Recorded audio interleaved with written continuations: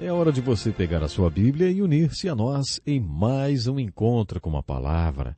Vamos estudar um pouco mais da santa e inspirada palavra de Deus. Para mim sempre é uma alegria quando a gente pode se encontrar aqui no encontro com a palavra. Estamos estudando toda a Bíblia e chegamos ao livro de Ruth. Se você estiver com a sua Bíblia, abra no 8º livro, o livro de Ruth. Estamos fazendo um estudo dos livros históricos da Bíblia, analisando um de cada vez.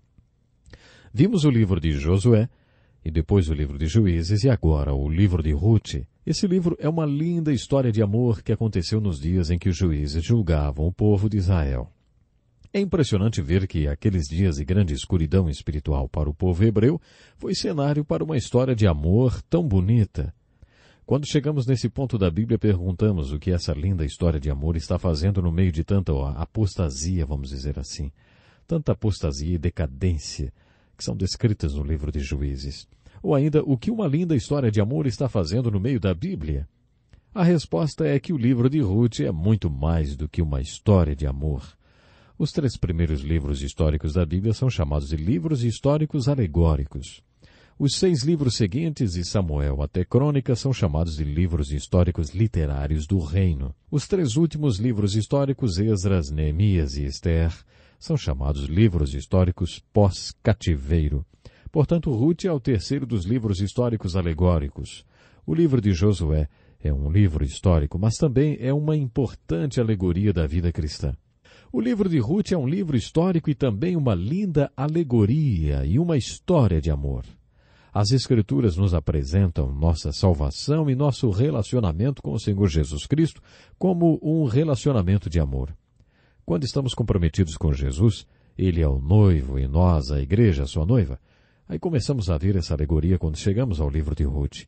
Esse livro é um romance de redenção e será uma importante ilustração de uma bonita palavra da Bíblia, a palavra redenção. Quando iniciamos esse curso, dissemos que o propósito da Bíblia não é ser uma história da civilização ou uma fonte de pesquisa sobre a criação e a origem de todas as coisas. O propósito da Bíblia é nos fazer conhecer a história de redenção e o contexto histórico no qual o Redentor, por meio de quem recebemos a redenção, veio. O livro de Ruth é uma ilustração dessa redenção ou remissão. Sua mensagem é a ilustração da mensagem mais importante das Escrituras.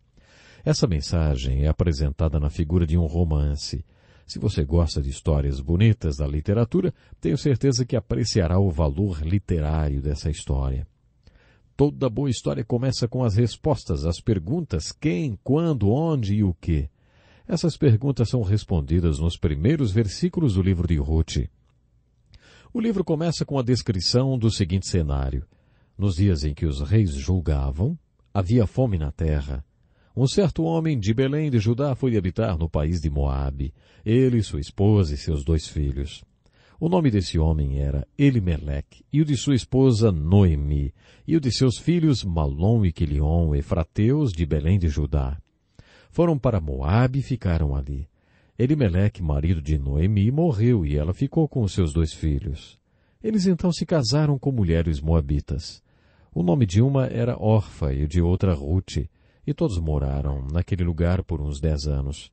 Então Malom e Quilion também morreram e sobrou uma mulher sem o seu marido e sem seus 2 filhos. Nesses 5 primeiros versículos temos as respostas àquelas perguntas básicas. Primeira, quando? A história aconteceu nos dias em que os juízes julgavam.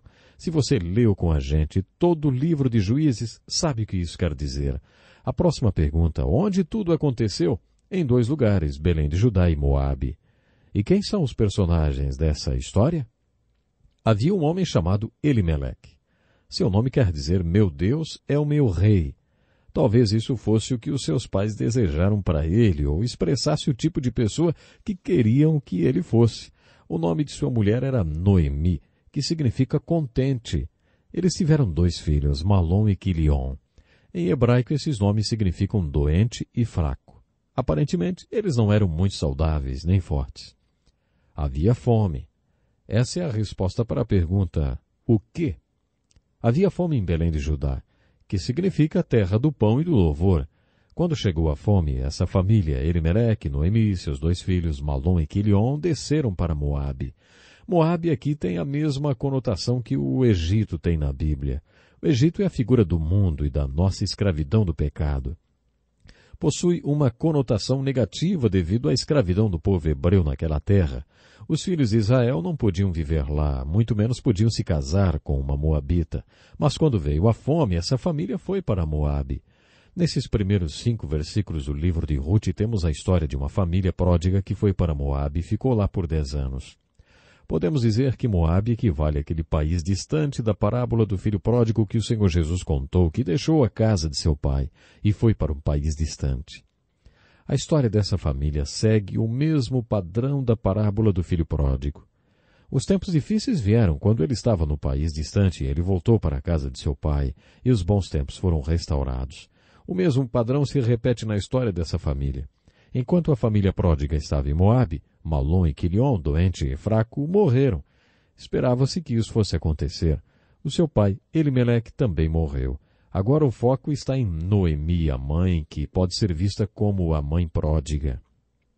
Com o foco em Noemi, vemos um bom exemplo dos mesmos padrões e princípios da história dos pródigos. Foi quando Noemi estava no distante país de Moabe que as coisas ficaram ruins. Ela perdeu seu marido e seus 2 filhos. Antes dos seus filhos morrerem, casaram-se com mulheres moabitas, o que era proibido. Não era absolutamente proibido, mas havia algumas restrições a casamentos com estrangeiros. Noemi não estava numa posição favorável. Ela foi para Moabe com seu marido e 2 filhos, e eles não muito saudáveis. E agora ela não tinha nem marido nem filhos, mas tinha 2 noras moabitas. Vemos tudo isso nos 5 primeiros versículos do livro. A história continua no versículo 6. Então ela se levantou com as suas noras para voltar do país de Moabe, porque nessa terra ouviu que o Senhor tinha ajudado seu povo dando-lhe o alimento. Isso quase sempre acontece aos pródigos. Enquanto eles estão nos chiqueiros do mundo ou em algum país distante, ouvem falar como as coisas melhoraram na casa de seus pais. Isso também aconteceu com o filho pródigo. No versículo 7 nós lemos o seguinte: pelo que saiu do lugar em que estava, e as suas 2 noras com ela, indo elas caminhando para voltarem à terra de Judá. Vemos aqui o retorno da pródiga. Noemi estava determinada a voltar à terra do pão e do louvor. Ela se volta para suas noras e diz: o Senhor use convosco de benevolência como fizeste com os falecidos. Referindo-se a seu marido e aos seus 2 filhos, e comigo, ela quis dizer, eu estou voltando para Belém, mas vocês não têm que vir comigo. No versículo 9 ela diz: o Senhor vos dê que acheis descanso cada uma em casa de outro marido. Naquele tempo o casamento era considerado um descanso para as mulheres. Quando a mulher se casava, entrava numa espécie de descanso. Alguns de vocês podem achar isso muito interessante. Vocês podem até pensar: bom, eu não tenho tido 1 minuto de descanso desde que me casei. Ou, para mim, casamento não é descanso. Mas essa era a visão daquele tempo, e Noemi queria que suas noras encontrassem descanso casando-se novamente. O texto continua: ela as beijou e elas levantaram a voz e choraram. As mulheres já choram muito, e essas 3 choraram bastante mesmo. Elas disseram: certamente voltaremos contigo para o teu povo. Ao que Noemi respondeu: voltai, minhas filhas, por que irias comigo? Tenho ainda eu no ventre mais filhos, para que vos sejam por maridos? Voltai, minhas filhas, ide-vos embora, eu sou velha demais para ter marido. O que Noemi afirma no versículo 13 mostra como ela encarou tudo o que passou. Mais amargo me é a mim do que a vós mesmas, porque a mão do Senhor se descarregou contra mim. Ela pôs toda a culpa no Senhor, e o texto continua: levantaram a voz e tornaram a chorar. As mulheres não precisam de muito motivo para chorar, elas simplesmente choram. E o texto continua dizendo que Orfa, que quer dizer bajuladora ou graça, alguma coisa desse tipo, beijou sua sogra e se foi. Depois diz que Rute se apegou a Noemi. Essa palavra, se apegou, dá a ideia de grudou. Grudou e não desgrudava mais. Noemi respondeu: A tua cunhada voltou para o seu povo e para os seus deuses. Volta também tu após a tua cunhada. É aí que o foco da história vai para Ruth, a personagem principal dessa linda história de amor. No versículo 16, Ruth diz: Não me instes para que te deixe e me obrigue a não seguir-te. Aonde quer que fores, irei, e onde quer que pousares, ali pousarei. O teu povo é o meu povo, e o teu Deus será o meu Deus. Onde quer que morreres, morrerei eu, e ali serei sepultada. Que lealdade, hein? Isso sim era um sinal de lealdade. A palavra hesed em hebraico tem o mesmo significado que a palavra koinonia no grego do Novo Testamento e quer dizer amizade, sociedade, no sentido de ser fiel e leal a alguém. Hesed é uma promessa de lealdade. Ruth deu um bonito exemplo quando prometeu lealdade a Noemi. Acredito haver uma certa ironia nas Escrituras, porque às vezes há certas afirmações que chegam a ser engraçadas. Em resposta a essa promessa de lealdade de Ruth, a Bíblia diz que, vendo Noemi que de todo estava resolvida a ir com ela, deixou de falar nisso. Vimos que quando Noemi e seu marido foram para Moabe, eles foram considerados uma família pródiga, já que o povo escolhido não deveria se identificar com um lugar como Moabe. Quando a pródiga volta, as pessoas perguntavam então: essa não é aquela que deixou a terra do pão e do louvor 10 anos atrás? A questão não são os anos, a questão são os quilômetros. O filho pródigo viajou centenas de quilômetros. Segundo as Escrituras, o caminho do transgressor é áspero. É uma mentira dizer que as pessoas que estão em pecado estão se divertindo e aproveitando a vida. A Bíblia diz que o caminho do transgressor é áspero. Mesmo um filho de Deus que foi pródigo por 10 anos terá algumas marcas no rosto que não tinha quando deixou a casa de seu pai. As pessoas faziam uma patética pergunta enquanto Ruth e Noemi entravam na cidade. A pergunta estava exatamente focada em Noemi. É essa Noemi? Noemi pôs a culpa em Deus. No primeiro capítulo, ela culpou Deus 5 vezes por tudo que tinha lhe acontecido. Ela dizia: não me chameis Noemi, chamai-me Mara. Noemi significava feliz, Mara significava amarga. Noemi disse: não me chameis feliz, chamai-me amarga, porque grande amargura me tem dado o Todo-Poderoso. Bom, ela disse: cheia eu parti, porém vazia o Senhor me fez voltar. Por que me chamareis então Noemi? O Senhor testificou contra mim, o Senhor Todo-Poderoso me afligiu tanto. Ela estava colocando toda a culpa em Deus. Noemi me faz lembrar de Arão quando ele fez o bezerro de ouro. Lá no livro de Êxodos, ele nos conta que Arão era um artesão muito habilidoso e curiosamente esculpiu aquele bezerro de ouro. Quando Moisés desceu do Monte Sinai e viu o bezerro de ouro, ele disse: Arão, o que esse povo fez a você?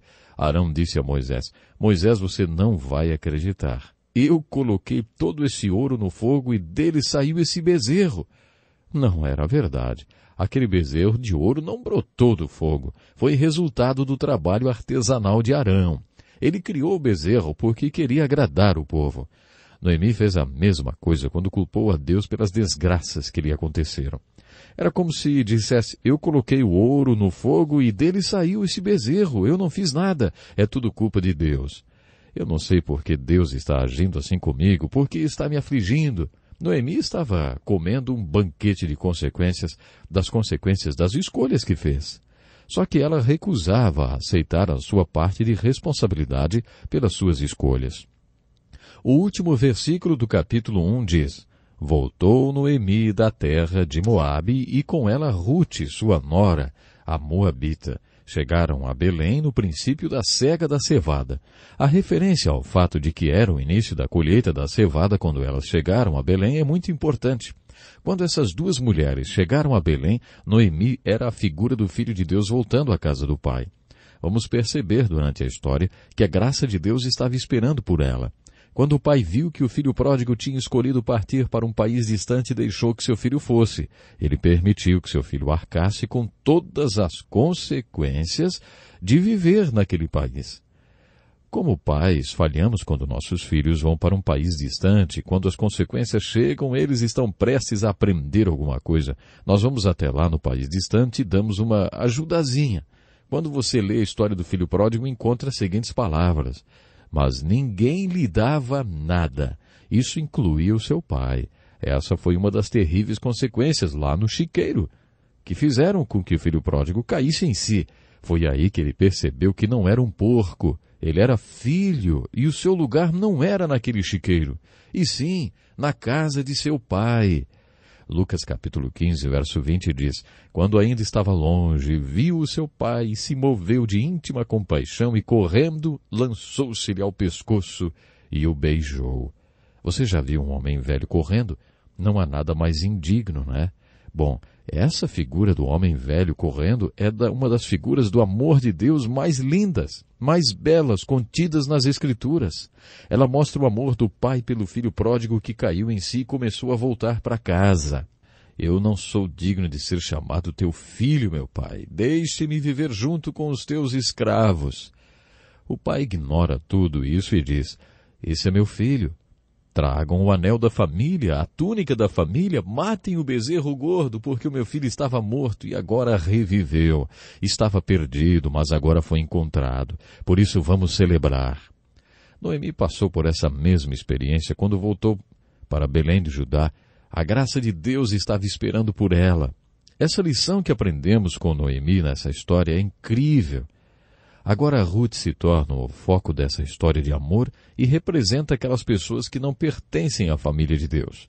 Ela não era hebreia, era uma estrangeira. A graça de Deus se estende para as pessoas que não pertencem à sua família? Claro que sim. A sua graça está na sua lei, e a solução para Noemi e Ruth estava na lei de Deus. A primeira lei que trouxe graça para Ruth e Noemi está no livro de Levíticos, capítulo 19, versículo 9 e 10. Quando fizeres a colheita da tua terra, não a cegarás totalmente, nem colherás as espigas caídas da tua messe. Semelhantemente, não rabiscarás a tua vinha, nem colherás os bagos caídos da tua vinha.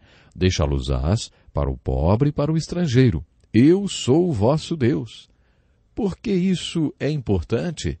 Porque aparentemente Noemi ou o falecido marido de Ruth tinha ensinado esses estatutos para ela. De acordo com o 2º capítulo do livro de Ruth, no primeiro dia que ela estava em Belém, resolveu praticar o estatuto citado em Levíticos 19. Ela resolveu ir colher atrás dos segadores nos campos. Lemos que Noemi tinha um parente da família de Elimeleque, um homem poderoso e rico cujo nome era Boaz. Ruth, a moabita, disse a Noemi: deixa-me ir ao campo e apanharei espigas atrás daquele em cujos olhos eu achar graça. E Noemi disse: vai, minha filha. Ela foi, chegou ao campo e colheu após os segadores. Por acaso entrou no campo de Boaz, que era da família de Elimeleque. Há outro estatuto muito importante na lei de Moisés que é introduzido nessa história. Esse estatuto está no capítulo 25 do livro de Deuteronômio e diz o seguinte: quando 2 irmãos morarem juntos e um deles morrer sem deixar filho, a mulher do defunto não poderá casar-se com outro estranho fora da família. Seu cunhado a tomará e a receberá por mulher e exercerá para com ela a obrigação de cunhado. O primogênito que ela tiver usará o nome do irmão morto, para que seu nome não se apague de Israel. Porém, se o homem não quiser tomar a sua cunhada, esta irá ter com os anciãos no tribunal e dirá: meu cunhado recusa suscitar a seu irmão nome em Israel. Não quer exercer para comigo o dever de cunhado. Então os anciãos da sua cidade devem chamá-lo e falar-lhe. Se ele persistir e disser: não quero tomá-la, a sua cunhada se chegará a ele na presença dos anciãos, ele descalçará a sandália do pé, ele cuspirá no rosto. As mulheres sempre comandaram os tribunais. E aí a Bíblia continua: e protestará dizendo: assim se fará ao homem que não quer edificar a família de seu irmão, e sua casa será chamada em Israel de a casa do descalço. Você viu como isso se aplica a Ruth? Se ela se casou com um homem hebreu, como resultado desse casamento, tornou-se membro da família de Deus, da nação hebraica. Como seu marido morreu e não deixou filhos, Ruth não pertenceria ao povo escolhido. Parece que Deus não achou que isso fosse certo e por isso instituiu essa lei, para que ela pudesse procurar entre os parentes de seu falecido marido, o mais bonito e mais rico, e dizer: eu quero que você se case comigo. E ele dissesse: eu não me caso com você, nem que você seja a última mulher na face da terra. Ela diria: está bem, vejo você nos tribunais então. Então ela poderia abrir um processo e, se ele não quisesse se casar com ela, teria que comparecer nos tribunais. Os anciãos fariam aquela cerimônia simples.